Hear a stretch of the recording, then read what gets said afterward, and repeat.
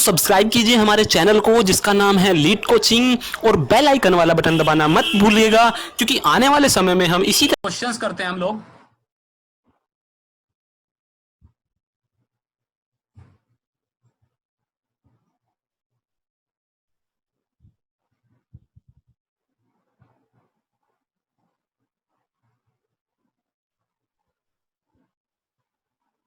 Okay, हमारा पहला question देखिए। In a series circuit which of the parameters remain constant across all circuit elements such as resistor, capacitor and inductor etcetera.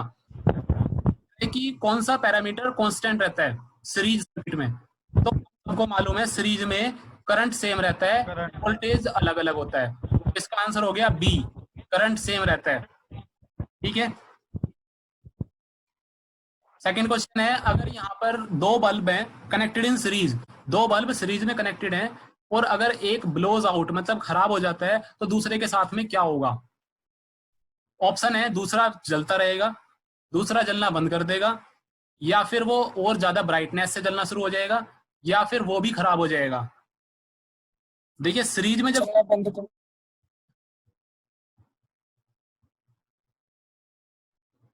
B yes, दूसरा bulb जो है वो भी क्या होगा? जलना बंद कर देगा, केवल खराब नहीं होगा, वो जलना भी नहीं रहेगा। जलना बंद क्यों कर देगा? क्योंकि सीरीज में करंट फ्लो कर रहा है, अगर उसको क्लोज पाथ नहीं मिलेगा तो वो जलना बंद कर देगा। तो बी ऑप्शन होगा, इसका आंसर इज बी। नेक्स्ट तीसरा क्वेश्चन है आपके पास, a voltage across a series resistor circuit is proportional to. Voltage across a series resistor circuit, अब ये आपसे पूछना चाह रहा है कि किसी रजिस्टर में कितना वोल्टेज ड्रॉप होगा, वो किस पे डिपेंड करता है? वो डिपेंड करता है आपके रजिस्टर की वैल्यू पे। जितना ज्यादा रेजिस्टेंस होगा उतना ज्यादा वोल्टेज ड्रॉप होगा। तो उसका आंसर हो जाएगा B, the value of the resistance itself. Resistance की वैल्यू पे डिपेंड करेगा ना कितना वोल्टेज ड्रॉप होगा। जितना ज्यादा अपोजिशन उतना ज्यादा वोल्टेज ड्रॉप। नेक्स्ट क्वेश्चन है, many resistors connected in series will. Series में जब रेजिस्टेंस कनेक्टेड होते हैं तो वो वोल्टेज को डिवाइड करते हैं, करंट सेम रहता है। तो पहला ऑप्शन है आपके पास, divide the voltage proportionally among all the resistors. All सभी रजिस्टर्स के प्रोपोर्शनली वोल्टेज जो है वो डिवाइड हो जाता है। जितना ज्यादा रेजिस्टेंस उतना ज्यादा वोल्टेज ड्रॉप, जितना कम रेजिस्टेंस उतना कम वोल्टेज ड्रॉप। ठीक है। नेक्स्ट क्वेश्चन है, what is the voltage measured across the series sort.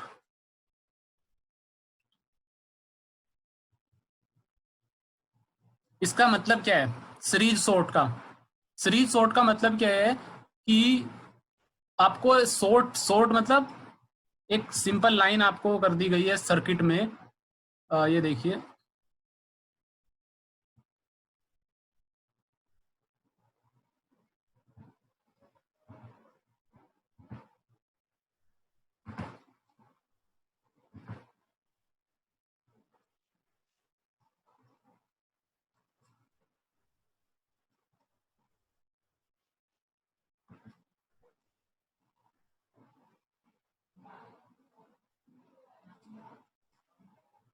ये डायग्राम मैंने बनाया है। इसमें ये जो रेजिस्टेंस है, दिस इज द रेजिस्टेंस। अगर मैं यहाँ पे वोल्टेज मेजर करता हूँ तो कुछ ना कुछ ड्रॉप आएगा। ठीक है। लेकिन अगर मैं इसको सोर्ट कर देता हूँ, मैंने इस रेजिस्टेंस को हटा के इसको सोर्ट कर दिया, सिंपल लाइन खींच दी, तो वो वोल्टेज कितना हो जाएगा? सोर्ट में रेजिस्टेंस कितना हो जाएगा? करंट फुल्ली फ्लो कर जाएगा, कोई अपोजिशन ही नहीं है। कोई अपोजिशन नहीं है तो वोल्टेज ड्रॉप कितना होगा? जीरो। कोई वोल्टेज ड्रॉप नहीं होगा, तो वोल्टेज ड्रॉप नहीं होगा, तो इसका आंसर हो जाएगा जीरो। आप सोर्ट के अक्रॉस वोल्टेज मेजर करोगे तो जीरो वोल्टेज होगा हमेशा।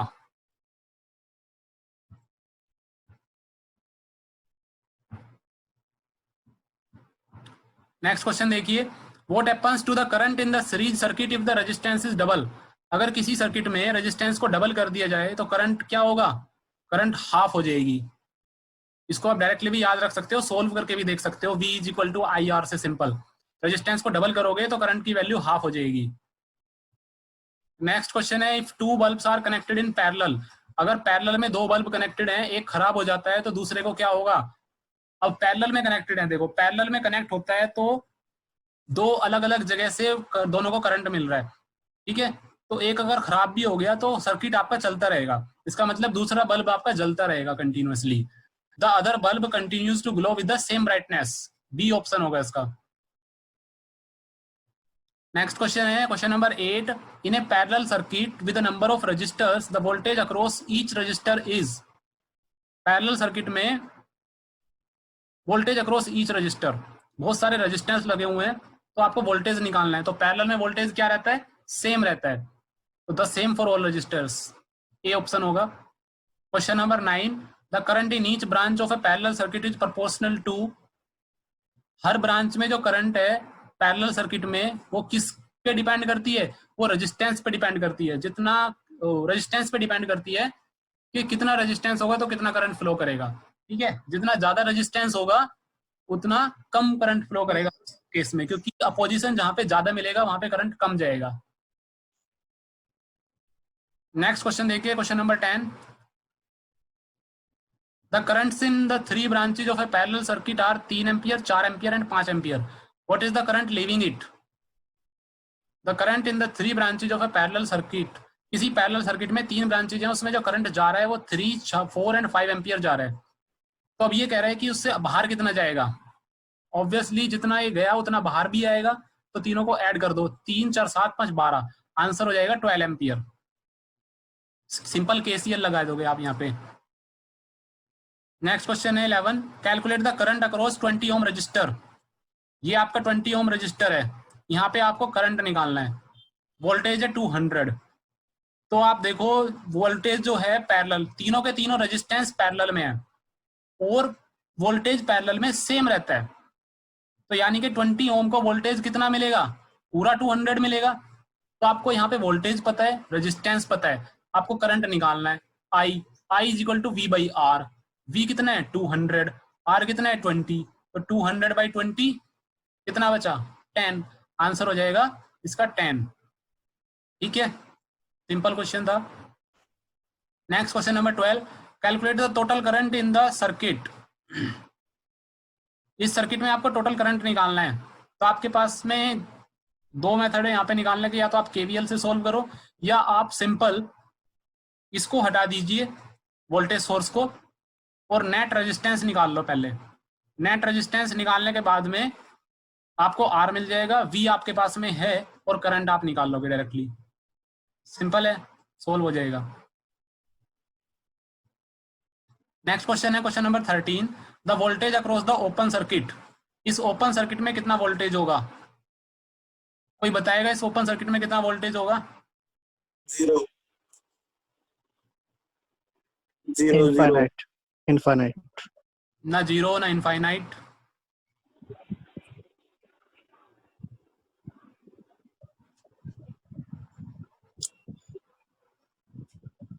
देखिए 100 volt 100 volt. Yes 100 volt answer सही है। ये वोल्टेज यहाँ से जा रहा है, ओपन सर्किट है, यहाँ पे करंट फ्लो करेगा नहीं, तो जितना इन इस रजिस्टर के अक्रॉस होगा उतना ही यहाँ पे होगा 100 वोल्ट, सिंपल।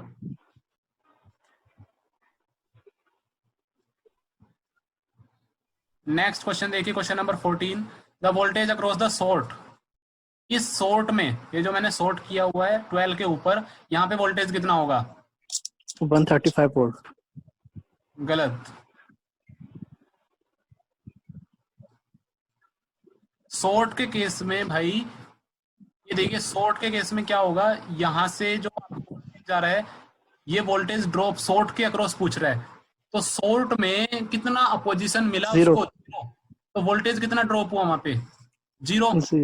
तो यहाँ पे So voltage D part 11.25. 0 answer होगा भाई। 11.25 कैसे होगा,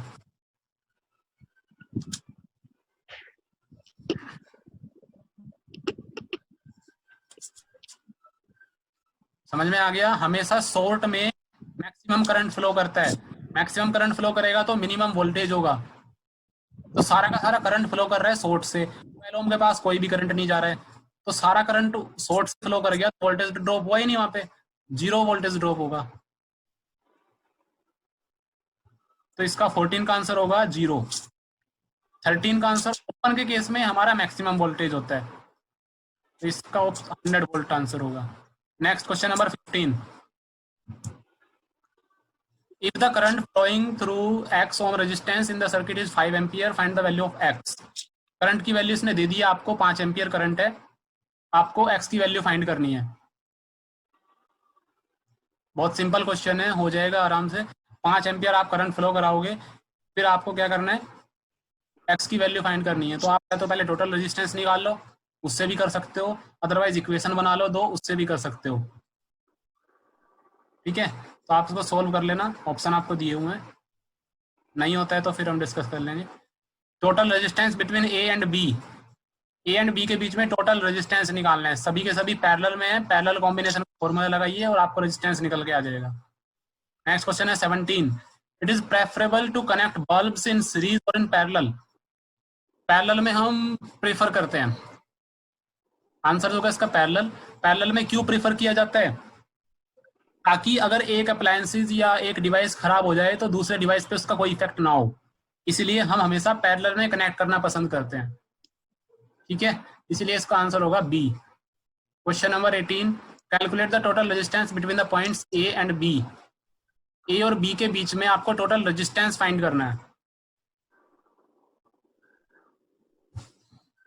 तो ये आप कर लोगे, ये दो पैरेलल में है, फिर वापिस सारे सीरीज में है, सिंपल सा रेजिस्टेंस सर्किट है, ये हो जाएगा। पीडीएफ मिल जाएगा ना इसका? हो जाएगा सर। हो जाएगा ना? Yes sir. Okay, yes sir. Next question number 19 देखिए, इसमें भी इक्विवेलेंट रेजिस्टेंस ही फाइंड कराना है आपको, ये भी हो जाएगा। 5 और 15 सीरीज में, 10 और 20 सीरीज में, फिर जो आएगा वो दोनों पैरेलल में होंगे, सिंपल है। हो जाएगा सर। नेक्स्ट क्वेश्चन में भी आपको रेजिस्टेंस ही फाइंड कराना है। Calculate the resistance between A and B. इसने जानबूझ के कंफ्यूजिंग नेटवर्क दिखाया हुआ है बहुत ही सिंपल नेटवर्क। ये आप 1 2 3 जो दिए हुए हैं, इन तीनों को निकालिए सबसे पहले, तीनों पैरेलल में है, इसका फिर उसको 4 के साथ ऐड कर दीजिए, वो फिर इसके साथ हो जाएगा सर, हो जाएगा। Next question number 21। Batteries are generally connected in. Batteries जो है वो जनरली जो किस फॉर्म में कनेक्टेड होती है, सीरीज। ये सीरीज में कनेक्टेड होती है, क्योंकि हमें हाँ सीरीज में कनेक्टेड होती हैं। क्यों कनेक्टेड होती हैं, क्योंकि बैटरीज को हमें जनरली हाई वोल्टेज पे देना होता है, जितना ज्यादा हम दे सकें। जब आप बैटरी को सीरीज में कनेक्ट करते हो तो वोल्टेज ऐड हो जाता है। अगर एक 5 वोल्ट की बैटरी है, 3 वोल्ट की बैटरी है, आपने उसको सीरीज में कनेक्ट कर दिया तो आउटपुट आएगा 8 वोल्ट। ठीक है, लेकिन अगर बैटरी को आपने पैरेलल में कनेक्ट कर दिया, एक 5 वोल्ट की बैटरी है, एक 3 वोल्ट की बैटरी है, दोनों को आपने पैरेलल में कनेक्ट करके आउटपुट लिया तो आउटपुट आएगा 5 वोल्ट केवल।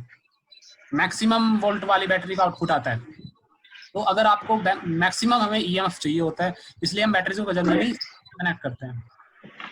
नेक्स्ट क्वेश्चन देखिए, इन अ fill in the blank circuit the total resistance is greater than the largest resistance in the circuit। Answer है इसका सीरीज। क्योंकि सीरीज में रेजिस्टेंस हमेशा बढ़ता है, पैरेलल में हमेशा रेजिस्टेंस घटता है पैरेलल कनेक्शन में। नेक्स्ट क्वेश्चन आपका पैरेलल का है। इन a parallel circuit the total resistance is smaller than the smallest resistance in the circuit। Parallel. Which is the most cost efficient connection। अगर कॉस्ट के केस में देखा जाए तो मोस्ट एफिशिएंट कनेक्शन कौन सा है? पैरेलल। कॉस्ट के केस में आपका सीरीज होता है। क्यों भाई? Single wire use. हाँ, सिंगल वायर से आपका काम चल जाएगा। पैरेलल के लिए आपको अलग अलग वायर ले जाना पड़ेगा हर डिवाइस के लिए, तो आपका कॉस्ट ज्यादा लगेगी। वो हमारा प्रेफरेबल होता है क्योंकि हमारे को एक अप्लायंसेस पे इफेक्ट नहीं चाहिए होता है दूसरे के खराब होने से, इसलिए हम पैरेलल कनेक्शन करते हैं। बट कॉस्ट के मामले में सीरीज ज्यादा प्रेफरेबल है। नेक्स्ट क्वेश्चन देखिए 25। इक्विवेलेंट रेजिस्टेंस कैलकुलेट करना है तो ये आप कर लेना। नेक्स्ट क्वेश्चन देखिए 26 में भी इक्विवेलेंट रेजिस्टेंस है, ये भी हो जाएगा।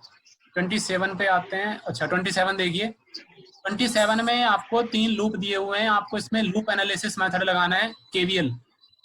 आप केवीएल लगा के 3 इक्वेशन बनाओगे। Algebraic sum of all the voltage equal to 0। जो अभी हमने केवीएल डिस्कस किया था उसमें हम क्या कर रहे थे, अगर आप वो ईएमएफ को प्लस ले रहे हो तो रेजिस्टेंस वाले वोल्टेज को माइनस लोगे, अगर आप ईएमएफ को माइनस ले रहे हो तो रेजिस्टेंस वाले वोल्टेज को प्लस लोगे और उन सबको एल्जेब्रिक सम करके इक्वल टू 0 कर दोगे, वो इक्वेशन बन जाएगी। तो यहाँ पे 3 इक्वेशन बनेंगी, एक I1 के फॉर्म में, एक I2 के फॉर्म में, एक I3 के फॉर्म में। ठीक है, तो पहली इक्वेशन अगर मैं बनाऊं तो क्या बनेगी, 5 वोल्ट, तो ये वोल्टेज हो गया, 1 ओम के अक्रॉस कितना वोल्टेज होगा, I1 इंटू 1, IR होता है ना, V इक्वल टू IR, तो वोल्टेज निकालोगे I इंटू R, I होगा I1, R है 1, I1 प्लस ये 2 के अक्रॉस कितना करंट फ्लो कर रहा है, I1 नीचे की तरफ फ्लो कर रहा है, I2 ऊपर की तरफ फ्लो कर रहा है। ठीक है भाई, I1 नीचे की तरफ फ्लो कर रहा है, I2 ऊपर की तरफ फ्लो कर रहा है, तो नेट करंट कितना होगा यहाँ पे, I1 minus I2, 2I1 minus 2I2, yes. 2I1 minus 2I2। इस तरीके से आपकी 3 इक्वेशन बनेगी, तीनों को आप सोल्व कर लोगे, I1 I2 I3 की वैल्यू निकल जानी है। ठीक है। ठीक है, नेक्स्ट क्वेश्चन देखिए, find the value of R if the power in the circuit is 1000 वाट। अब की बार आपको पावर दे दी गई है। ठीक है, तो पावर का फॉर्मूला क्या होता है, P is equals to VI, right. Power आपको दी हुई है, वोल्टेज भी आपको दी हुई है, तो आपको क्या चाहिए, करंट। तो आपको I की वैल्यू निकालनी है पहले।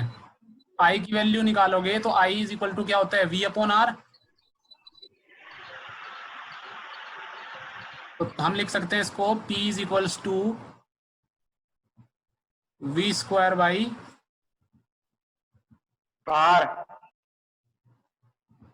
V square by R।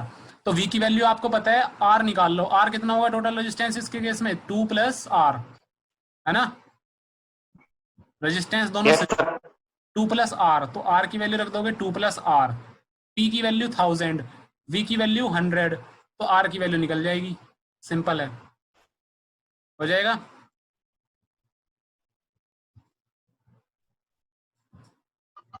हो जाएगा सर। चलिए नेक्स्ट क्वेश्चन देखिए, question number 29, find the current in the 4 ohm resistor. 4 ohm resistor में करंट निकालना है, कितना करंट जाएगा, कोई बताए मुझे।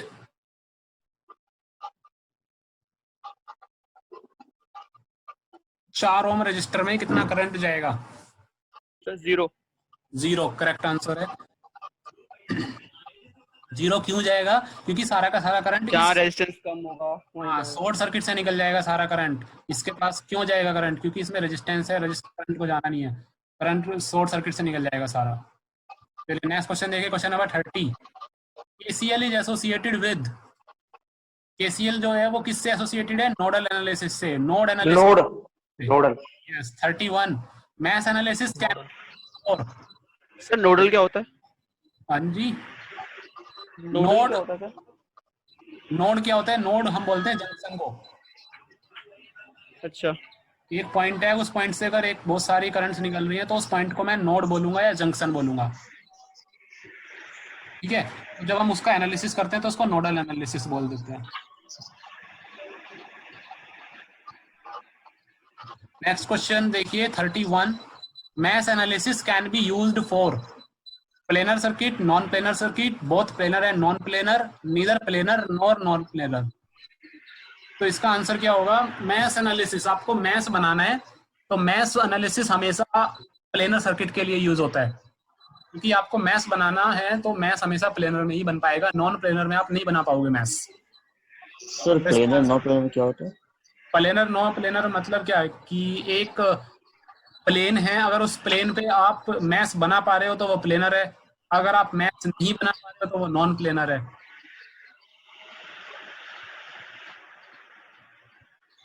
सिंपल प्लेन और डिस्टर्ब प्लेन से आप देख सकते हो प्लेनर या नॉन प्लेनर, और कोप्लेनर होता है एक, वो अलग चीज है, वो मैकेनिक्स का पार्ट है।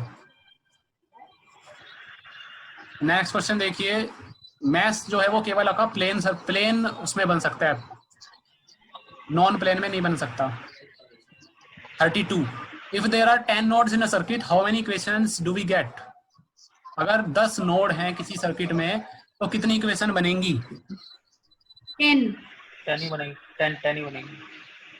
10 बनेंगे सर, 10। अगर किसी भी सर्किट में जितने नोड होते हैं उससे एक कम इक्वेशन बनती है, अगर 3 नोड हैं तो 2 इक्वेशन बनेंगी, 4 नोड है तो 3 इक्वेशन बनेंगी, 10 नोड है तो 9 इक्वेशन बनेंगी। बी ऑप्शन करेक्ट होगा।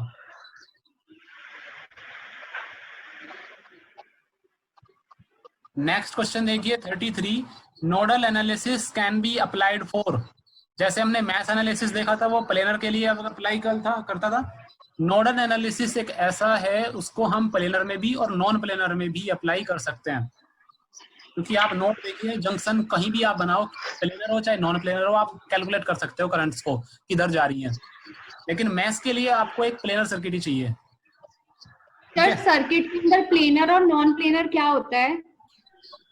प्लेनर और हाँ, नॉन सर। प्लेनर को आप सपोज करिए मैं एक रैंडम जंक्शन बना देता हूं जिसमें करंट जो है, एक मैं आपको बना के दिखा रहा हूं। ये देखो, ये जंक्शन से मैंने करंट ऐसे निकाल दी, ऐसे निकाल दी, ऐसे निकाल दी, ऐसे निकाल दी और एक पीछे की तरफ निकाल दी। ये 3D में मैंने जंक्शन बना दिया, ठीक है। और ये नॉन प्लेनर मैंने बनाया है। नॉन प्लेनर मतलब एक से ज्यादा प्लेन का इसमें यूज हो रहा है। 1D 2D 3D आप बोल सकते हो। तो आप अगर इसको देखोगे तो इसमें आप जंक्शन को पता कर पा रहे हो कौन सी करंट कहाँ पे जा रही है और इजीली कैलकुलेट कर सकते हो। क्लियर? तो ये मैंने यहाँ पे KCL लगाया, मींस नोडल एनालिसिस मैंने किया। तो नोडल एनालिसिस में प्लेनर के लिए भी कर रहा हूँ, नॉन प्लेनर के लिए भी कर रहा हूँ। अगर 2D में है सिंपल, ये करंट इधर जा रही है, इधर जा रही है और इधर जा रही है और ऊपर जा रही है, ये 4 डायरेक्शन होंगी 2D में। तो चारों में मैं कैलकुलेट कर सकता हूँ कि भाई करंट किधर जा रही है, किधर निकल रही है। तो प्लेनर भी हो गया, नॉन प्लेनर भी हो गया। लेकिन अगर इस नॉन प्लेनर के लिए आपको KCL लगाना पड़े, को बनाना पड़े, तो आप कैसे बनाओगे? नॉन प्लेनर में आप कभी भी लूप नहीं बना पाओगे। क्लियर है?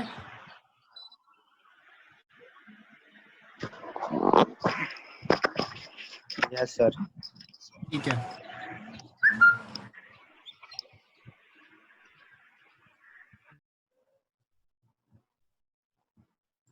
नेक्स्ट क्वेश्चन देखिए, question number 34, in superposition theorem when we consider the effect of one voltage source all the other voltage sources are short. yes short।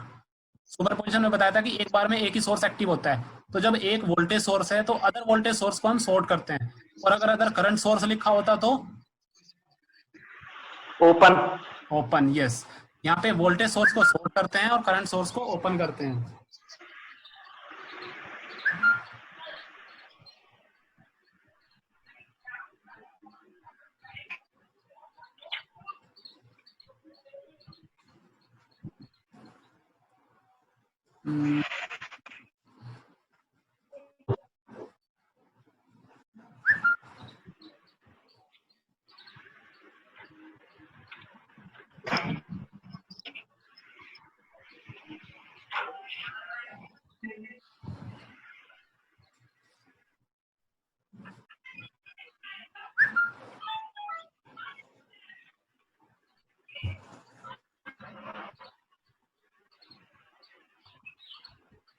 हाँ जी, नेक्स्ट क्वेश्चन देखिए,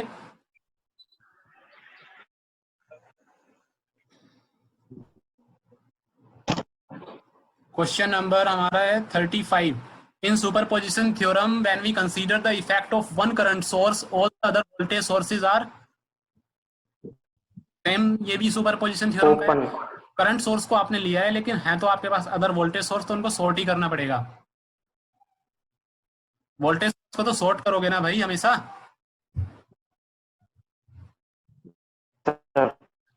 नेक्स्ट क्वेश्चन देखिए, question number 36, find the value of Vx due to the 16 volt source. इसमें आपको superposition theorem, एक से ज्यादा sources given है, सुपरपोजिशन थ्योरम लगा करके आपको इसमें Vx की वैल्यू फाइंड करनी है ड्यू टू 16 वोल्ट सोर्स। चलो ये आपको इसमें अच्छी बात दे दी हुई है कि केवल 16 वोल्ट की वजह से निकालना है। तो केवल 16 वोल्ट की वजह से निकालोगे तो आप क्या करोगे, जितने भी करंट सोर्सेज हैं उनको क्या कर दिया जाएगा, शॉर्ट कर देंगे सबको। करंट सोर्सेज को ओपन कर देंगे, ओपन कर देगा। ओपन कर देंगे और वोल्टेज को ओपन कर, वोल्टेज को शॉर्ट कर देंगे शॉर्ट ना, तो ये वाला शॉर्ट हो जाएगा ऊपर और ये वाला जो है आपका ओपन हो जाएगा। तो सिर्फ एक ही जो सर्किट बचेगा आपके पास, 16 वोल्ट फिर 20 ओम ऐसे होता हुआ 80 ओम, ये वाला एक बच जाएगा और इसमें आप आराम से निकाल सकते हो Vx की value. Yes sir. Voltage divide rule लगा के निकाल सकते हैं ना भाई, सीरीज में वोल्टेज Yes, sir. होगा, ठीक है। Yes, sir. Question number 37, superposition theorem is valid for, superposition theorem is valid for linear, non linear, both, neither. Superposition केवल लीनियर के लिए एप्लीकेबल होती है, क्योंकि हमारी जितनी भी नेटवर्क थ्योरम है वो ओम्स लॉ पे बेस्ड होती है और Ohm's law is only applicable for linear, तो सुपरपोजिशन थ्योरम भी लीनियर के लिए ही एप्लीकेबल होगी। सर लीनियर नॉन लीनियर में क्या फर्क है? लीनियर नॉन लीनियर कैसे, ये आप देखिए, जैसे आपका ओम्स लॉ होता है, ओम्स लॉ का ग्राफ आपको अगर देखोगे, ग्राफ ओम्स लॉ का क्या कहता है, वी आई कैरेक्टरिस्टिक्स ये होती है ओम्स लॉ की, है ना, ये वोल्टेज, ये और ये करंट, तो this is linear graph. Voltage और करंट का जो ग्राफ है वो लीनियर है, इसको हम रेजिस्टेंस नोट करते हैं, तो इसलिए हम इसको ओम्स लॉ को लीनियर बोलते हैं। तो जो आपका रेजिस्टेंस है वो आपको लीनियर प्रॉपर्टी को फॉलो करता है, सिमिलरली कैपेसिटर भी फॉलो करता है और इंडक्टर भी फॉलो करता है, तो तीनों के तीनों ये आपका इस लीनियर प्रॉपर्टी को फॉलो करते हैं, तो ये हम यूज कर सकते हैं सुपरपोजिशन थ्योरम के लिए, जितने भी लीनियर होंगे। और अगर कोई नॉन लीनियर है, जैसे डायोड, डायोड आपका नॉन लीनियर एलिमेंट है, उसकी जो ग्राफ देखोगे तो ग्राफ उसका ये होता है, इस तरीके से होता है उसका graph, this is not linear graph, तो इसलिए डायोड को आप यूज नहीं कर सकते सुपरपोजिशन थ्योरम में, ठीक है। तो superposition theorem is valid for linear systems only. Next question है, superposition theorem does not work for, superposition theorem power voltage के लिए दोनों के लिए काम करती है, यस, पावर के लिए वर्क नहीं करती। पावर के लिए वर्क क्यों नहीं करती? पावर के लिए वर्क इसलिए नहीं करती है क्योंकि वी डोंट नो कि मैक्सिमम पावर ट्रांसफर हो रही है कि नहीं हो रही है। अगर हम वर्क भी करा लें तो ऐसा जरूरी नहीं है कि input power equal to output power हो, बीच में पावर कंजम्पशन हो सकता है आपके एलिमेंट्स की वजह से, इसलिए हम पावर के लिए यूज नहीं कर सकते सुपरपोजिशन को।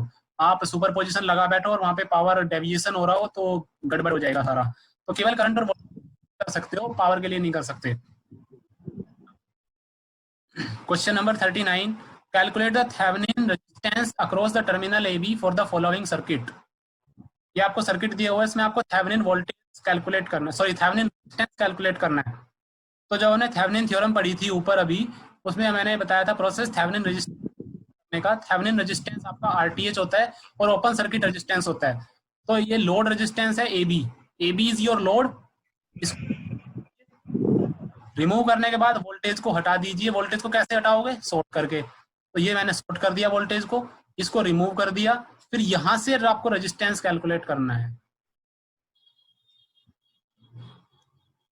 ये देखो, इसको तो मैं कर दूंगा सॉर्ट, वोल्टेज को हटा के सॉर्ट कर दूंगा, राइट। इसको मैं रिमूव कर दूंगा, इसको मैं रिमूव कर दूंगा। अब यहां से आपको टोटल रेजिस्टेंस कैलकुलेट करना है जो आपका RTH होगा, जिसको मैं थेवेनिन रेजिस्टेंस बोलूंगा।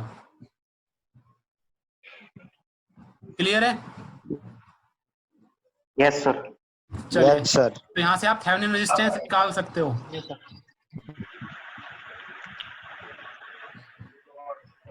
नेक्स्ट क्वेश्चन है आपका, Thevenin voltage is the open circuit voltage. Thevenin voltage हम कैसे निकालते हैं? ओपन सर्किट करके निकालते हैं।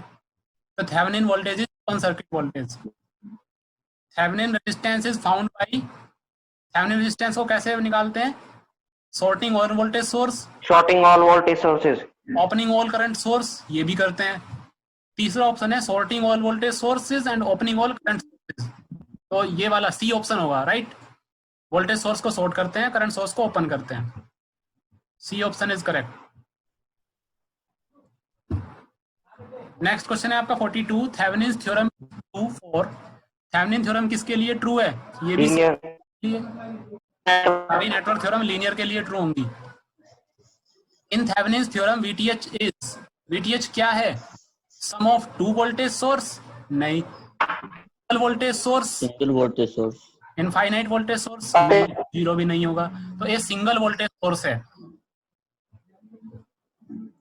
VTH is found across the terminals of the network. VTH कहाँ पे निकलता है? आउटपुट टर्मिनल्स पे निकलता है। ठीक है।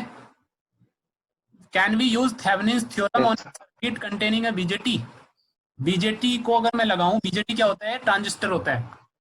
ठीक है। और ट्रांजिस्टर मैं बता दूं, ट्रांजिस्टर एक नॉन लीनियर एलिमेंट है। ठीक है। तो मैं इसको यूज कर सकता हूँ थेवेनिन्स थ्योरम में।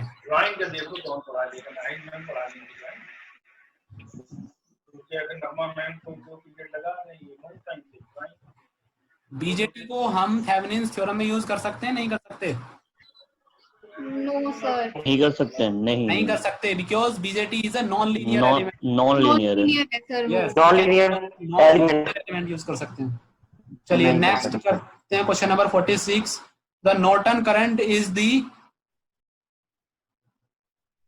नॉर्टन करंट क्या है? शॉर्ट सर्किट करंट है, open circuit current? Short circuit current, yes, short circuit करके निकालते हैं। और अगर थेवेनिन वोल्टेज होता तो थेवेनिन वोल्टेज क्या है? Open circuit, open circuit voltage है, correct. Next 47, Norton resistance is found by, Norton resistance is found by, same question है ये भी थेवेनिन जैसा। वोल्टेज सोर्स को शॉर्ट और करंट सोर्स को ओपन करते हैं। सी ऑप्शन हो जाएगा। Question number 48, Norton's theorem is true for linear option. Linear network. Yes. In Norton's theorem ISC is, ISC क्या है? Sum of two current source Single current source. या single current source, correct. Question number 50, ISC is found across the, output पे निकालते हैं ISC को या input पे निकालते हैं? आउटपुट पे। आउटपुट पे निकालते हैं। लोड रेजिस्टेंस को रिमूव करके निकालते हैं ना शॉर्ट, तो ये आपका आउटपुट टर्मिनल्स पे निकालते हैं। Next question, can we use Norton's theorem on a circuit containing a BJT? No. Question है। Question number 52, find the current in the 5 ohm resistance using Norton's theorem.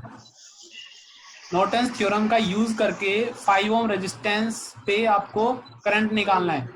ये 5 ओम रेजिस्टेंस है। ठीक है।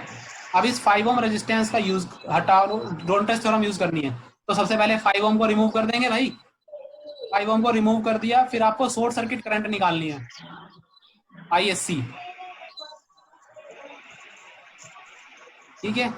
ISC आप निकालोगे कैसे? इसको शॉर्ट कर दिया जाएगा AB को, ये देखो AB को वैसे शॉर्ट कर देंगे हम पहले, फिर इसके थ्रू जो होगा वो ISC होगा। क्लियर? ये ISC करंट फ्लो करेगा। आपको यहाँ पे एक से ज्यादा सोर्स हैं, एक से ज्यादा सोर्स हैं, तो मैं कौन सी थ्योरम अप्लाई करूंगा यहाँ पे निकालने के लिए? सुपरपोजिशन, सुपरपोजिशन थ्योरम अप्लाई करूंगा। एक बार में एक सोर्स की वजह से करंट निकालूंगा, फिर दूसरे सोर्स की वजह से करंट निकालूंगा, फिर उसको ऐड कर दूंगा, तो पूरी ISC आ जाएगी मेरे पास। जब पूरी ISC मेरे पास आ जाएगी, फिर मैं क्या निकालूंगा?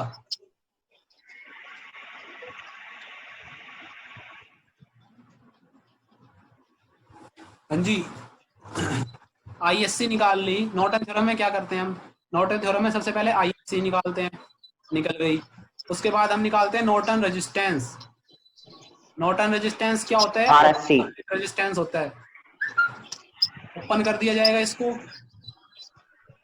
इसको ओपन करके सारे सोर्सेज को रिमूव कर दिया जाएगा। रिमूव मतलब इसको कर देंगे और इसको ओपन कर देंगे। ओपन कर देंगे। ठीक है। तो यहाँ से आप रेजिस्टेंस निकाल लोगे, पूरा रेजिस्टेंस निकलेगा वो RN हो जाएगा। फिर एक फाइनल सर्किट बनेगा,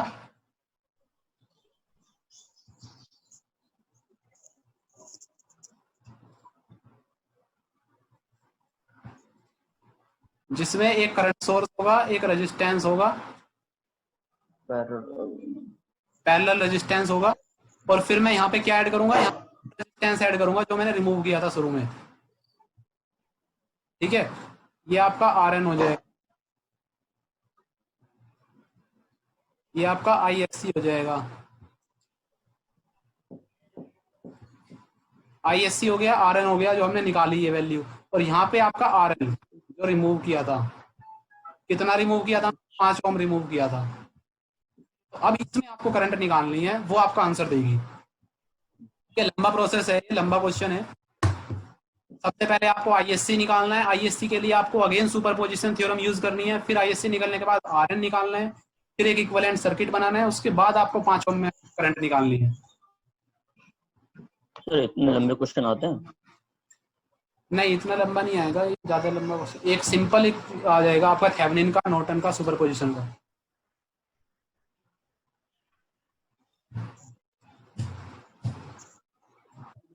नेक्स्ट क्वेश्चन देखिए 53। A voltage source connected in series with a resistor can be converted to a, अभी हमने वो देखा था ना कि वोल्टेज सोर्स को करंट सोर्स में कन्वर्ट करते हैं। तो ये कि voltage source connected in series with a resistor, उसको हम कन्वर्ट कर सकते हैं कौन से सोर्स में, करंट सोर्स में। लेकिन करंट सोर्स में जो रेजिस्टेंस लगा होता है वो सीरीज में लगा होता है, पैरेलल में लगा होता है? पैरेलल। यस। तो एक वोल्टेज सोर्स को सीरीज रेजिस्टेंस के साथ एक करंट सोर्स में कन्वर्ट किया जा सकता है जो कि पैरेलल में हो। ऑप्शन हो जाएगा बी। क्वेश्चन नंबर 54 देखिए। Find the value of voltage once source transformation is applied to the circuit. Find the value of the voltage once source transformation is applied to the circuit.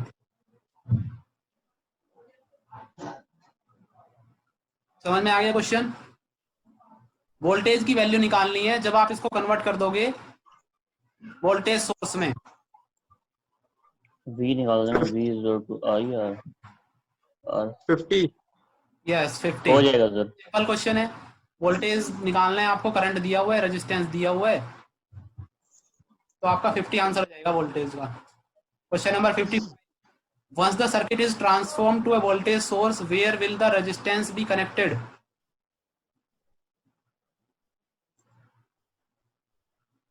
Series. Series में series with voltage. A option हो जाएगा। Question number 56। A source transformation is unilateral process और bilateral process? Unilateral.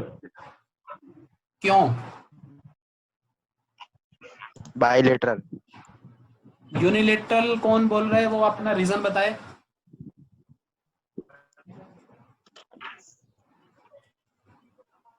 हाँ जी, bilateral वाला आप अपना reason बताइए। Sir unilateral में एक ही तरफ हम कंसीडर करते हैं करंट को जाता हुआ या फिर वोल्टेज को जाता हुआ। अच्छा, लेकिन ये आप करंट फ्लो नहीं पूछ रहा, ये आपसे पूछ रहा है सोर्स ट्रांसफॉर्मेशन कैसा प्रोसेस है। सोर्स ट्रांसफॉर्मेशन में हम क्या करते हैं, वोल्टेज को सोर्स में कन्वर्ट करते हैं और करंट को वोल्टेज सोर्स में कन्वर्ट करते हैं।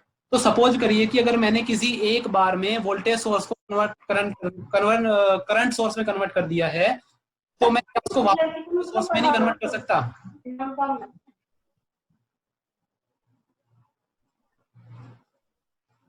सर रिपीट करिए एक बार फिर से।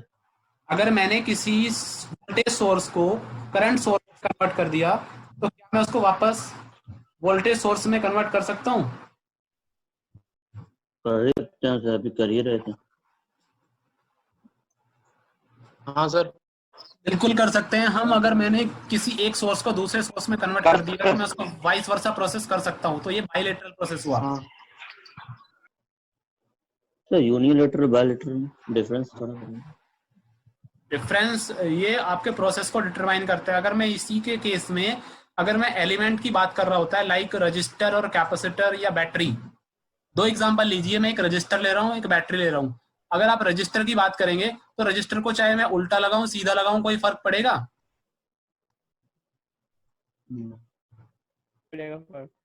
नहीं। कोई फर्क नहीं पड़ेगा। इसका मतलब वो बाइलेटरल एलिमेंट है। रजिस्टर जो है वो बाइलेटरल एलिमेंट है, उसमें कोई पोलैरिटी नहीं है, कोई पॉजिटिव नेगेटिव नहीं है। बैटरी की बात करता हूं तो बैटरी को अगर मैं उल्टा लगा देता हूं तो पूरा सर्किट उल्टा हो जाएगा। तो बैटरी जो है वो की डायरेक्शन चेंज। एलिमेंट है, ठीक है।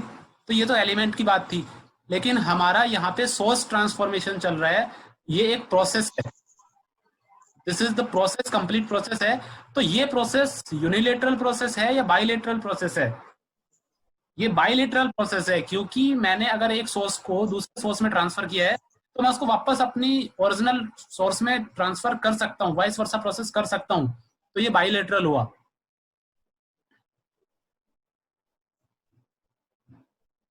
क्लियर हो गया? Okay sir. Yes sir. Next question देखिए 57।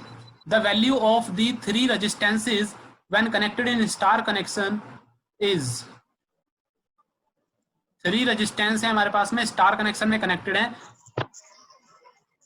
सॉरी कौन सा कनेक्शन में कनेक्टेड है? डेल्टा में कनेक्टेड है। आपको इसको स्टार कनेक्शन में कन्वर्ट करना है। तो अगर हम देखें अपना जो ये था, ये देखिए डेल्टा और स्टार कनेक्शन जब हमने देखा था तो ये वाला हमें दिया हुआ है अब की बार। इसका मतलब हमें R1, R2, R3 की वैल्यू दी हुई है, हमें किसकी वैल्यू निकालनी है? RA, RB और RC की वैल्यू निकालनी है। तो आप डायरेक्ट फॉर्मूला ये वाला यूज करोगे, ये फॉर्मूले आप यूज कर लोगे direct. RA is equal to R1 R3 upon R1 plus R2 plus R3। चलते हैं अपने सर्किट पे।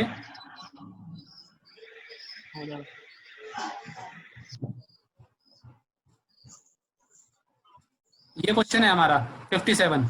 तो हमें R1 R2 की वैल्यू दी हुई है, यहाँ पे आप मान लिए R1 R2 R3 मान लीजिए, उसके हिसाब से किसी को भी, फिर आप RA RB और RC की वैल्यू निकाल लोगे उन फॉर्मूले में पुट करके R1 R2 R3 की वैल्यू को, और जो RA RB RC की वैल्यू आएंगी उसके हिसाब से आप डेल्टा कनेक्शन, स्टार कनेक्शन, तो सिंपल आपका आंसर आ जाएगा।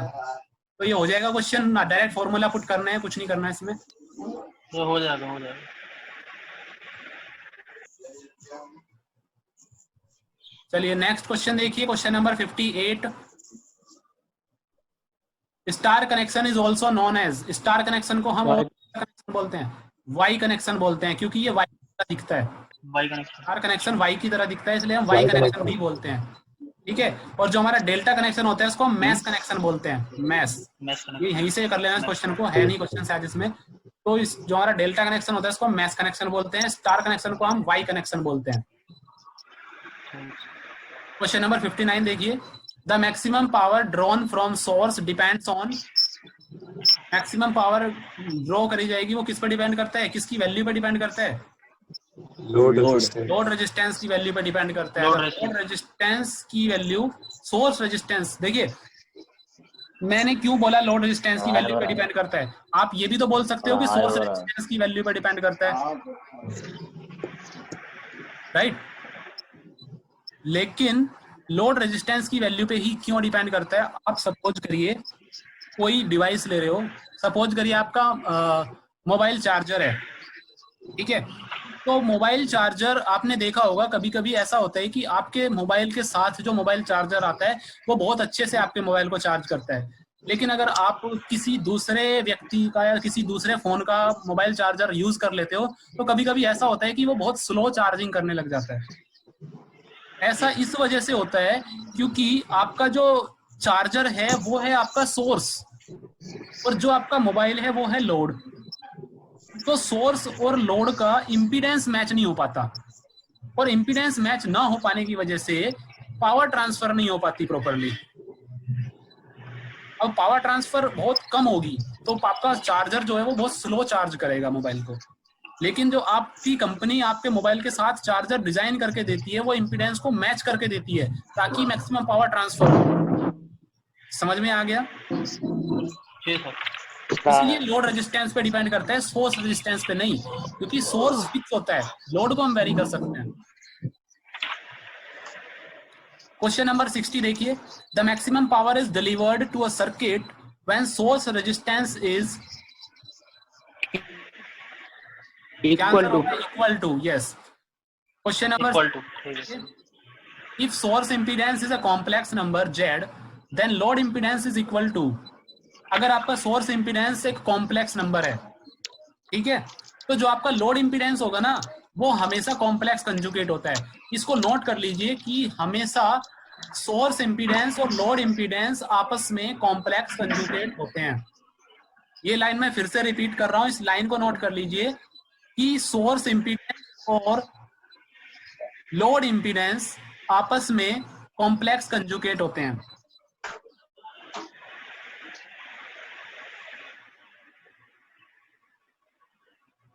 कॉम्प्लेक्स कंजुगेट आपने पढ़े होंगे, जब आपने कॉम्प्लेक्स नंबर पढ़ा होगा कंजुगेट कैसे निकालते थे वो आपने देखा था। सपोज करिए ये देखिए मैं आपको दिखाता हूं,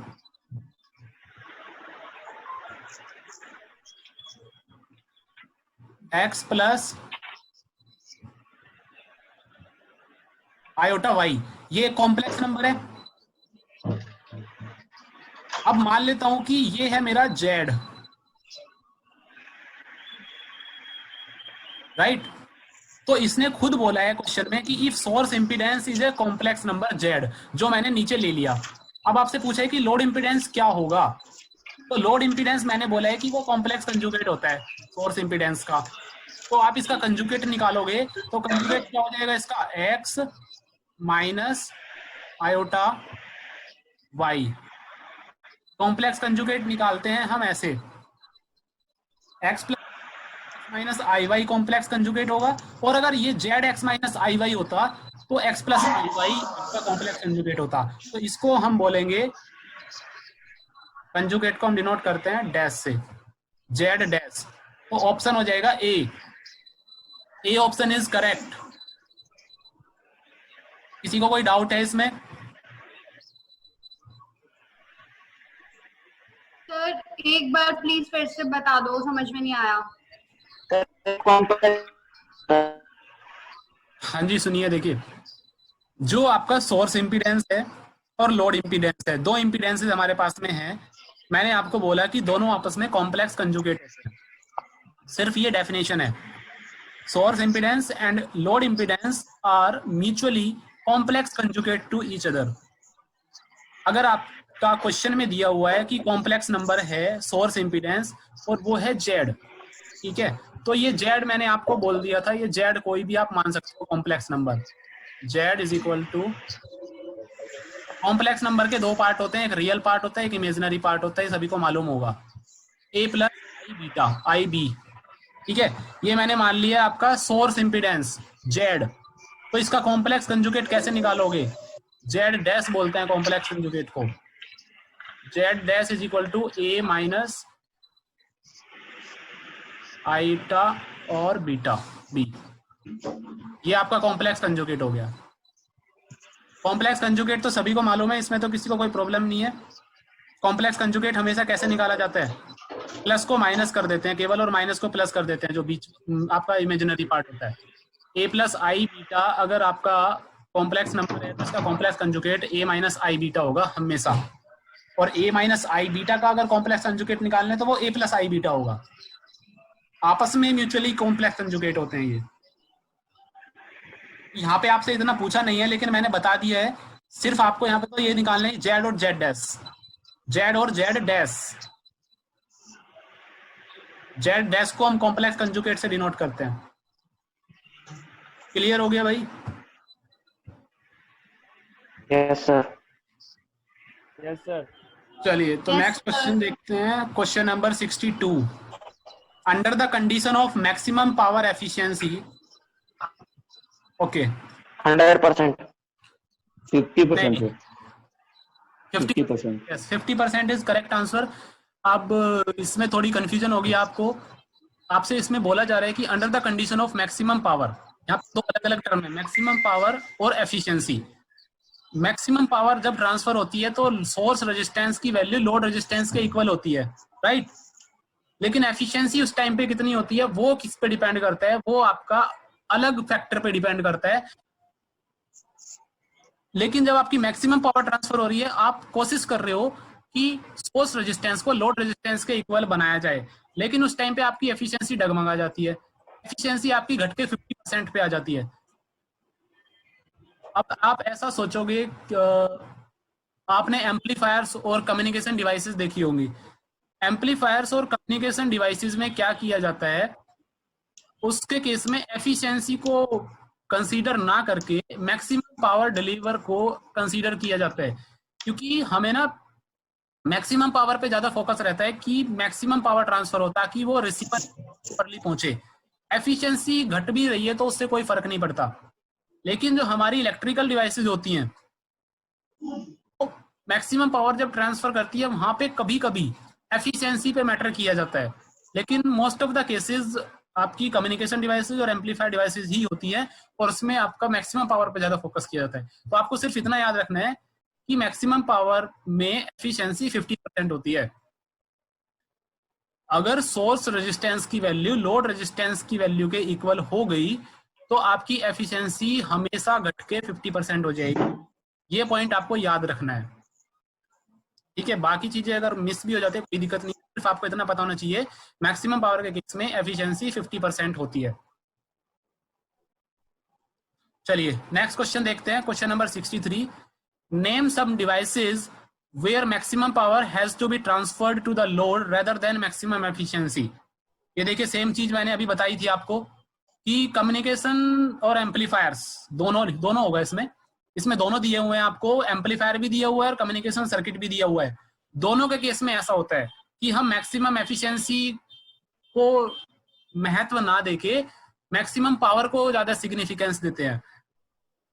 तो इसलिए इसका जो आंसर होगा वो सी ऑप्शन होगा। Both amplifiers and communication circuit के केस में ऐसा होता है, लेकिन अगर केवल इलेक्ट्रिकल सर्किट की बात करोगे तो वहां पे एफिशिएंसी पे ज्यादा जोर दिया जाता है। ठीक है भाई, नेक्स्ट क्वेश्चन देखिए, question number 64। What is the relation between current and voltage in a capacitor. Capacitor C dV/dt। Yes, I is equal to C into dV/dt। ये फॉर्मूला आपको याद होगा, लेकिन अगर याद नहीं है तो देखो मैं आपको सिंपल रिमाइंड करा देता हूं। ऑप्शन नंबर बी को देखेंगे सभी लोग ऑप्शन नंबर बी को देखेंगे तो आपको मालूम होगा राइट साइड में डिफरेंशिएशन किया हुआ है dV/dt, ठीक है। और मुझे पता है कि अगर मैं डिफरेंशिएशन को यहां से हटा के लेफ्ट साइड में लेके जाऊंगा तो वो इंटीग्रेशन में कन्वर्ट हो जाएगा।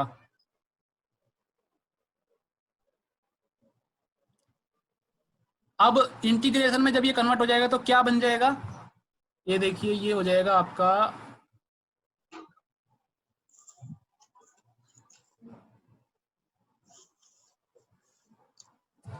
इंटीग्रेशन ऑफ I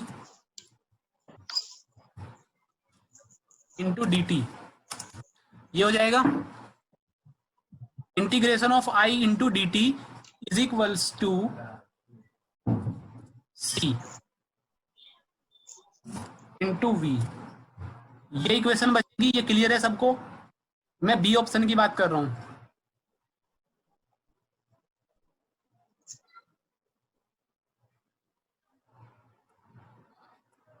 ओके अब देखो इसको अगर करोगे I इंटू डी टी का इंटीग्रेशन करोगे ना तो कंप्लीट ओवर टाइम इंटीग्रेशन कर रहे हो तो I इंटू टी हो जाना है। ये हो जाएगा आपका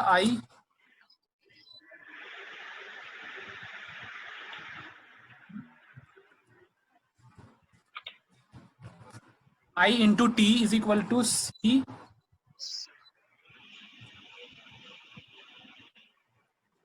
इंटू V। क्लियर है। और हमें पता है कि चार्ज का फॉर्मूला क्या होता है, I is equals to Q/T। ये फॉर्मूला होता है जब हमने करंट का फॉर्मूला पढ़ा था, I is equal to Q/T। तो इस फॉर्मूले से आप वैल्यू निकालोगे तो Q is equals to I into T हो जाएगा, ठीक है। और ये I इंटू टी लिखा हुआ है तो I इंटू टी की बजाय मैं क्या लिख सकता हूँ यहाँ पे, Q लिख सकता हूँ इज इक्वल टू CV। और ये फॉर्मूला मैंने अभी बताया था आपको कैपेसिटर के लिए कि बहुत इंपॉर्टेंट फॉर्मूला है, Q is equal to CV, जिससे हमने एनर्जी का फॉर्मूला भी निकाला था। तो आगे समझ में, इसीलिए ये बी पॉइंट लिखा हुआ है यहाँ पे। Yes, sir.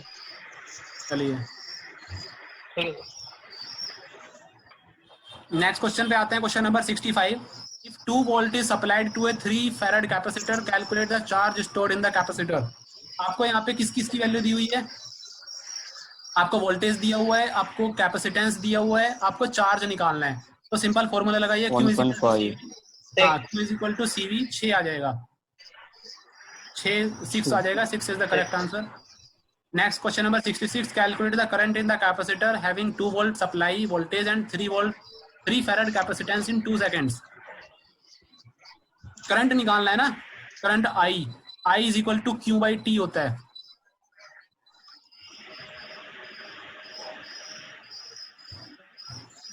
I is equal to Q/T होता है, ठीक है। मुझे यहाँ पे Q चाहिए, T तो पता है 2 सेकेंड, Q नहीं पता मुझे, तो Q is equal to CV होता है। C पता है, V पता है, तो C और V से आप Q निकालोगे, फिर Q को T को पुट करके I निकालोगे। ठीक है भाई, हो जाएगा।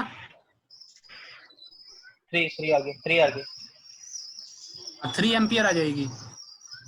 Yes, sir. Okay, next question देखिए, question number 67।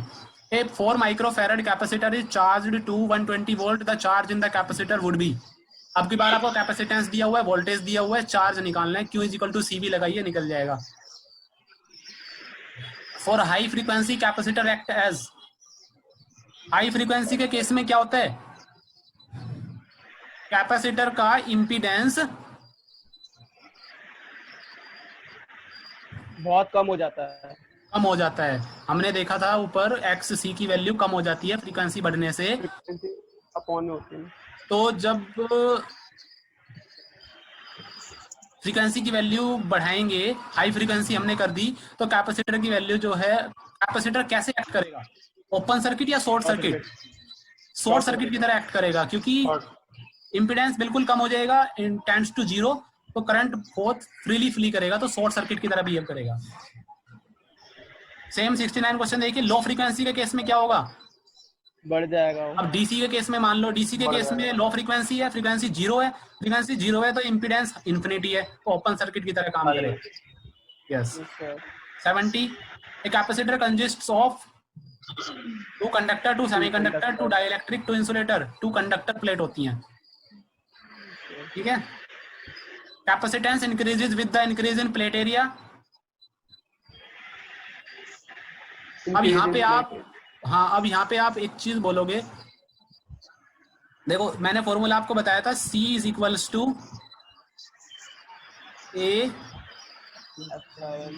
Epsilon upon D। D।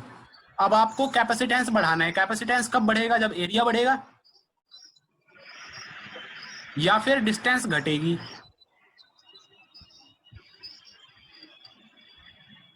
Clear है? तो 2 तरीके से कैपेसिटेंस बढ़ेगा। अब इसने बोला increase in plate area, yes capacitance बढ़ेगा। डिक्रीज इन प्लेट एरिया, नहीं। Increase in distance between the plates, distance को बढ़ाओगे तो कैपेसिटेंस घटेगा। एप्सिलॉन आपकी परमिटिविटी और A आपका एरिया, दोनों अलग अलग चीजें हैं, ठीक है। तो एरिया बढ़ाने से कैपेसिटेंस बढ़ेगा, डिस्टेंस बढ़ाने से कैपेसिटेंस घटेगा, तो ऑप्शन नंबर A करेक्ट होगा।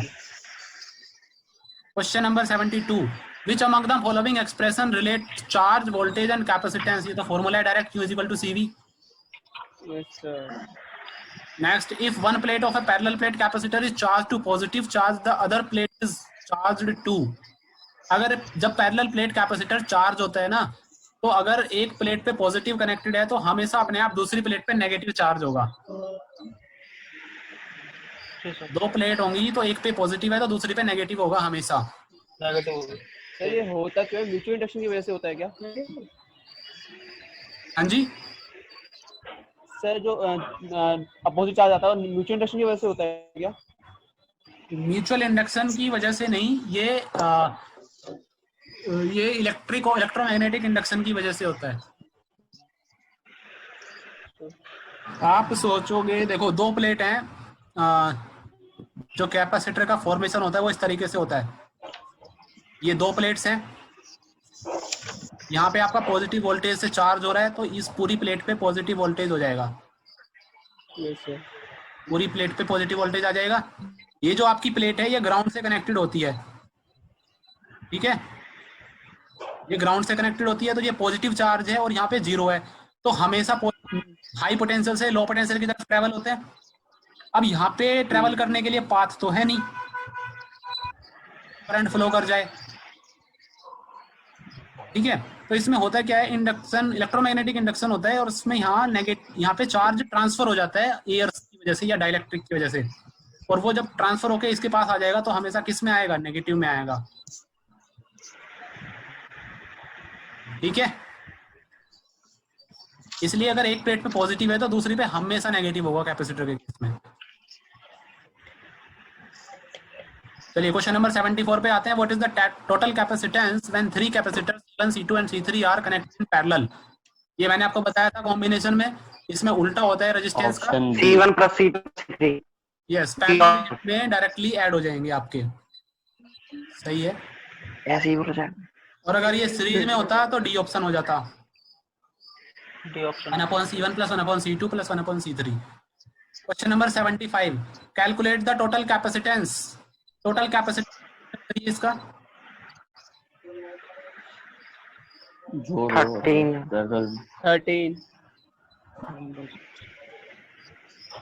13 होगा, करेक्ट आंसर है भावेश। 13 ही होगा। ऋत्विक भाई पीपीटी पीडीएफ में मुंजाल सर को दे दूंगा आज ही, और वो भेज देंगे तुम्हें। Okay sir. क्वेश्चन नंबर 76 देखिए, when capacitors are connected in series. अच्छा चलो देखिए ये चीज देखिए, ये नीचे वाला फिगर हम देखते हैं, 3 कैपेसिटर सीरीज कनेक्टेड है ना, तो जिस तरीके से हमारा रेजिस्टेंस में क्या होता था, सीरीज में करंट सेम रहता था, वोल्टेज अलग होता था, और पैरेलल में वोल्टेज सेम रहता था, करंट अलग होता था। इसी तरीके से कैपेसिटर में भी चीजें काम करती हैं। कैपेसिटर में करंट नहीं होता, कैपेसिटर में चार्ज होता है, हमेशा याद रखना, कैपेसिटर के केस में करंट नहीं होता, कैपेसिटर के केस में चार्ज होता है और वोल्टेज होता है। सेम चीजें यहाँ पे भी होती हैं, सीरीज में चार्ज सेम रहता है, वोल्टेज अलग अलग होता है, पैरेलल में वोल्टेज सेम रहता है, चार्ज अलग अलग होता है। क्लियर है? तो आपका जो क्वेश्चन है 76, when capacitors are connected in series, क्या चीज सेम रहती है?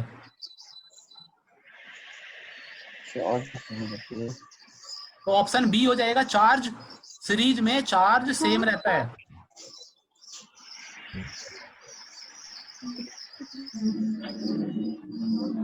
अच्छा कोई मुझे बताएगा कि चार्ज सीरीज में सेम क्यों रहता है?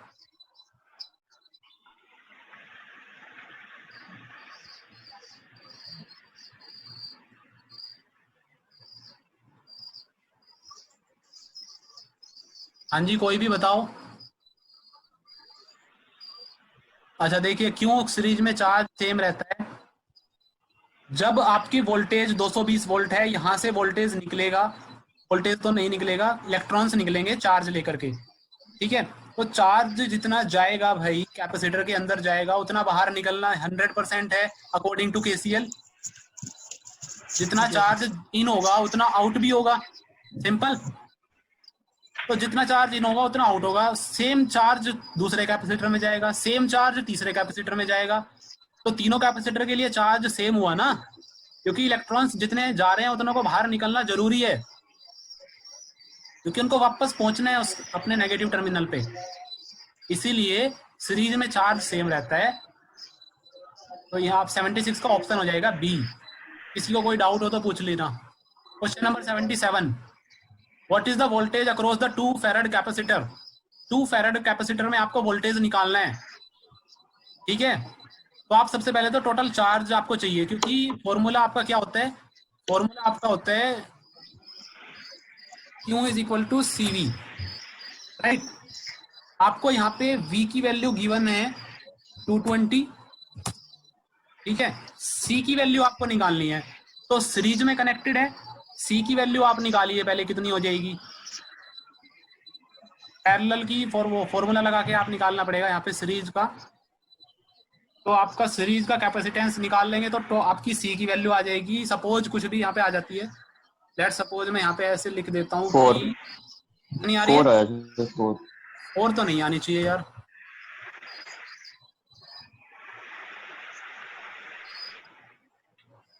ये फैजन 240 वोल्ट क्या दे रहे हो भाई आप? अच्छा सर 4 आएगा ना सर? 240 वोल्ट तो नहीं होगा यार, 4 ही आ रहे हैं। यस सर 1.2 प्रिया ने सर निकाला 12/11 हाँ 1.2 कितना आ रहा है?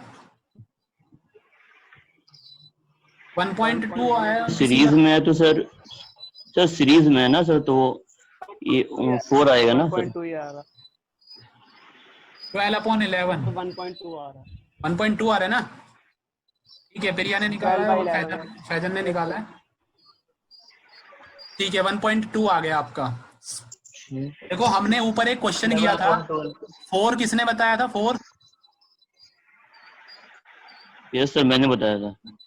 हाँ जी, हमने ऊपर एक क्वेश्चन किया था रेजिस्टेंस के केस में। हमने वहां पे देखा था कि जो आपका नेट रेजिस्टेंस होता है पैरेलल के केस में, वो हमेशा स्मॉलेस्ट रेजिस्टेंस से छोटा होता है। ये क्वेश्चन किया था हमने ऊपर, ठीक है? नहीं आपको याद है तो ऊपर क्वेश्चन बाद में देख लेना, क्लास के बाद एक क्वेश्चन किया था जिसमें नेट रेजिस्टेंस निकाल रहे थे पैरेलल में, तो वो स्मॉलेस्ट रेजिस्टेंस से भी छोटा आता है क्योंकि पैरेलल में रेजिस्टेंस घटता है। सिमिलरली यहाँ पे सीरीज में कनेक्शन ऐसा है कि हम वो वाला कनेक्शन सीरीज में करते हैं यहाँ पे, तो आपका जो स्मॉलेस्ट रेजिस्टेंस है 2, तो 2 से छोटा ही छोटा आएगा हमेशा। जी सर ठीक है। 1/2 प्लस 1/4 प्लस 1/6 निकालोगे तो 1.2 फैराड आ गया। ठीक है भाई, तो आपके पास सी की वैल्यू भी आ गई, वी की वैल्यू भी आ गई, तो Yes, क्यू sir. की वैल्यू निकाल दो कितनी आएगी। Q is equals to 220 multiply by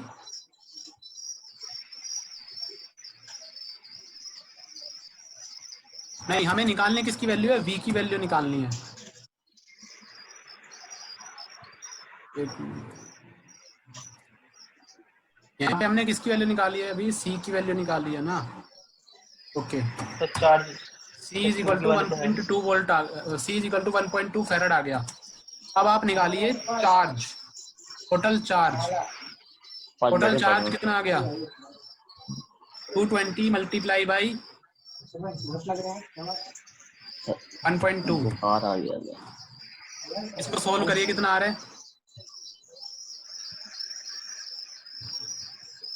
264 कुलाम्ब आ रहा है क्या?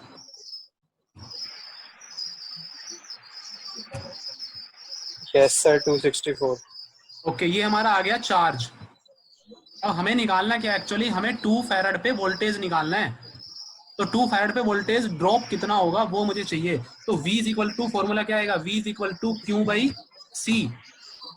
अब आपको पता है कि भाई चार्ज तो सेम ही रहता है हर कैपेसिटर पे, चाहे कोई भी हो, तो चार्ज तो आपका 264 ही रहेगा, डिवाइड बाई सी। सी कितना है? 2, तो 264 डिवाइडेड बाई 2, ये निकालो कितना आ गया?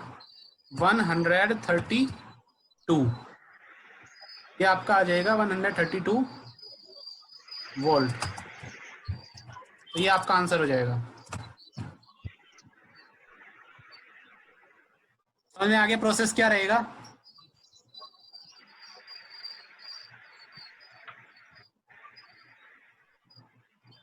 सर ऑप्शन नहीं है सर। ऑप्शन नहीं है? अच्छा हाँ, ऑप्शन नहीं है, हो सकता है या तो ऑप्शन गलत हो या हमारी कैलकुलेशन गलत हो। ये 1.2 सही आया है ना? एक बार ये दोबारा चेक कर लो।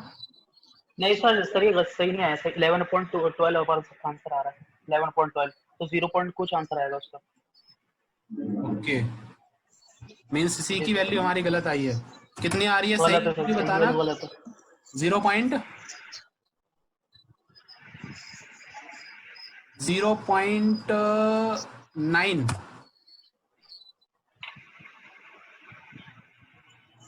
यस 0.9 0.9 आ रही है, 0.9 फैराड आ रही है। हाँ, तो ये वैल्यू हमारी गलत थी। Q इज इक्वल टू वापस से निकालिए 0.9 multiply by 220 is equals to 132 coulomb. ये आपकी Q की वैल्यू आ गई। अब आपको निकालना है वोल्टेज अक्रॉस 2 फैरड। तो voltage across 2 farad is equal to Q by C। तो Q आपका 132 divide by C is equal to 2। नहीं, ये भी गलत आ रहा है। ये आपका 198 आएगा ना। 9 टू जा 18, 9 टू जा 18 और 119, 198 होगा ये। ठीक है, तो Q is equals 198 divide by कितना आएगा Q बाई C।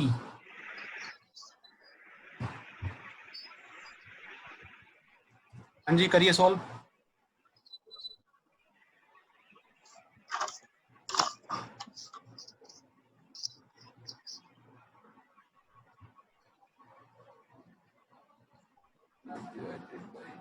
ये 120 आना चाहिए इसका आंसर।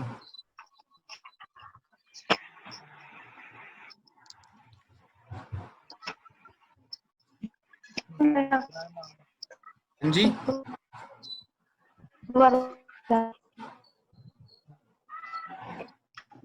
सर ऑप्शन के अकॉर्डिंग नहीं आ रहा।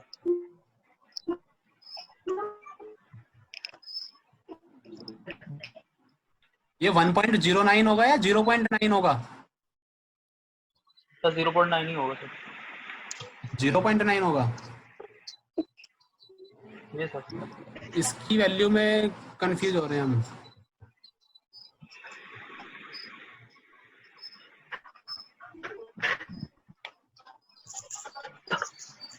ठीक है, ये 120 आएगा भाई। आप दोबारा से इसको निकालिए, 2F और 4F और CF। C की वैल्यू करेक्ट निकालिए दोबारा। C की वैल्यू गलत है आपकी। सर वो 1.9 होगा सर, फिर आ जाएगी 120। 1.9 होगा वो फिर, यस तो सर, फिर आ जाएगी। ओके, ये वैल्यू ही आपकी गलत आई थी यार, कैलकुलेशन मिस्टेक है। 1.9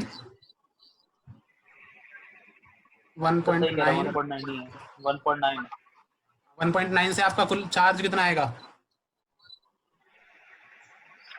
418 सर। 418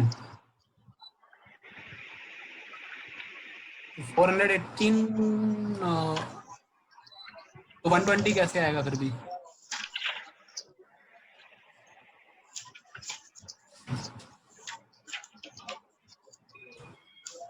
सर 1.09 आ रहा ना C की वैल्यू तो, और 220 से मल्टीप्लाई करेंगे 240 आ जाएगा। 1.09 से कितना आ रहा है? सर 240 आएगा, फिर अगर टोटल निकालेंगे तो चार्ज जो आएगा 240 कूलम चार्ज, फिर 2 से डिवाइड करेंगे तो 120 आ ओके जाएगा। ओके ओके, हाँ ये सही है। ठीक है, कैलकुलेशन मिस्टेक है, ज्यादा बड़ा इश्यू नहीं है। ये आपको प्रोसेस समझ में आ गया? किसी को प्रोसेस में तो डाउट नहीं है, वो पूछ लीजिए। प्रोसेस नहीं। ठीक है, आपको सबसे पहले नेट कैपेसिटेंस निकालना है, उससे फिर पूरा आपका टोटल चार्ज आ जाएगा। चार्ज हर कैपेसिटर में सेम रहता है। फिर आप यहाँ से वोल्टेज निकाल सकते हो 2 फैरड कैपेसिटर में। ये आपका प्रोसेस है। चलिए नेक्स्ट क्वेश्चन पे आते हैं। 78 number. Capacitor is a device used to store electrical energy, right? 79 पे आइए। Capacitor stores which type of energy? देखिए ये क्वेश्चन देखिए 79। कैपेसिटर कौन सी एनर्जी स्टोर करता है? इलेक्ट्रिकल एनर्जी स्टोर करता है, ठीक है। बट आपसे पूछ रहा है कि kinetic energy, vibrational energy, potential energy, heat energy, कौन सी एनर्जी होती है? पोटेंशियल एनर्जी करेक्ट आंसर है। क्यों? क्योंकि वो स्टैटिक फॉर्म में चार्ज को स्टोर करता है, वहां पे कोई मूवमेंट नहीं होती। यानी कि चार्ज जो है वो मोशन में तो रहता है सर्किट में, लेकिन कैपेसिटर में जब स्टोर हो जाता है तो वो पोटेंशियल फॉर्म में स्टोर होता है, स्टैटिक फॉर्म में स्टोर होता है। तो दैट मींस वो पोटेंशियल एनर्जी की फॉर्म में स्टोर हो है। तो option C is correct answer. Clear? चलिए क्वेश्चन नंबर 80 पे आते हैं। Why does capacitor block DC signal at steady state? ये हम लोग कर चुके हैं। ब्लॉक क्यों करता है डीसी को capacitor? Option B. Option D, due to zero frequency of DC signal. Yes sir. Question number 81, last question है ये। If a parallel plate capacitor of plate area 2 metre square and plate separation 1 metre store the charge of 1.77 into 10⁻⁻11 coulomb. What is the voltage across the capacitor? ये हो जाएगा question. इसमें आपको area दिया हुआ है। एरिया दिया हुआ है 2 मीटर स्क्वायर, स्मॉल डी की वैल्यू दी हुई है 1 मीटर, 1 मीटर। ठीक है। तो ए और डी से आप लोग क्या निकाल सकते हो? कैपिटल सी की वैल्यू निकाल सकते हो, कैपेसिटेंस। ये आपका ए एप्सिलॉन अपॉन डी होता है। ए एप्सिलॉन को मैं ई लिख रहा हूं यहाँ पे क्योंकि कीबोर्ड में नहीं लिखा जाएगा। ए एप्सिलॉन अपॉन डी लिख रहा हूं, ठीक है। अब एप्सिलॉन की वैल्यू यहाँ पे क्या हो जाएगी? एयर की होती है ए की वैल्यू तो 2 है, सर, एयर एप्सिलॉन वाले की ले वैल्यू लेंगे। हाँ 8.85 इंटू 10 की पावर 8.85 रख देना, और डी की वैल्यू आएगी आपकी 1, तो यहाँ से आपका सी निकल जाएगा, ठीक है। आपको निकालना क्या है? आपको निकालना है वी, और v इज इक्वल टू होता है q बाई सी। तो c तो आपका निकल गया, q आपको दिया हुआ है, तो सिंपल ये आपका निकल जाना है, ठीक है भाई। तो ये आपका PDF मिल जाएगी ना?